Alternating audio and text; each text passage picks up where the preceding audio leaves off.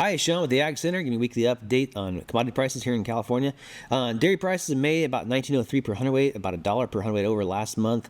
All of that on these kind of relaxed export restrictions that came out of the negotiations this past couple weeks with Trump and China, and the fact that butter and cheese volumes versus production versus actually going out exports are in balance. So we've got more exports going out than we're actually producing both those products right now, which drive the market.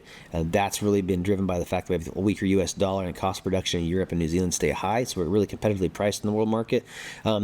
That's also playing to the fact that we've also got additional pressure coming in from other countries as far as Mexico and stuff like that, where we thought we were going to have a 30% restriction or 25% restriction on the tariff side. That didn't materialize, and our exports down to Mexico are actually up as well this year. So between all those things, prices moved up quite a good clip, and an average about $18.65 from May through September this year.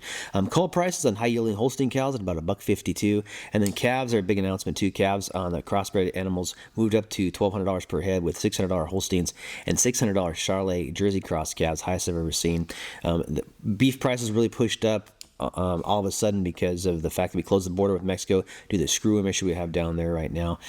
Canadian imports of cattle are also being tariffed, so you've got a restriction of cattle that usually get placed in feedlots here. That's also pushing heifer feedlot animals up to where almost the 40% range of heifers on feed in total, which is keeping retention back and which is also keeping the herd small. So all that kind of boxed up has been pushing up these beef prices as well, with 450 weight steers going for $4.50 per pound right now in the market, and then bred pairs sitting at the 3,200 mark in most markets. Box beef is about $3.53 for select this week, and it was $2.97 same time last year. Consumers continue to buy this beef, haven't really backed off. I think you're seeing just the cost of the calf, rolling through the entire process and ending up with with the consumer side, and then also you're seeing the cost of a total fed animal at $31.45 per head this week versus last year about $500 less, and all of that from the cost of the calf. Non-fed beef slaughter is also down to about 96,000 head per week, consistently past few weeks. It's only 64% of total plant capacity. The plants are losing money at that. Just not a lot of cull cattle to go around. The beef herd's kind of cleaned everything out, and the Holstein herd has been held back by the fact that the dairymen are holding these cows longer in their lactation.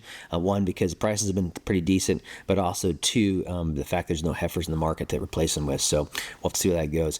I think the profit per head this year right now is running on the feedlots about $669 per head, about $500 per head for 450 weight steers. That's going to shrink as this expensive calf that we're putting out there right now moves into the next stage, and I think it's going to shrink down profits, but they're still going to be in the $250 to $400 range for these animals here in California that we're feeding up to either 450 or 800 pounds on either side. So for the long and short of it, things look pretty good for both the dairy and beef markets for the near future. Stay tuned for more. Thanks.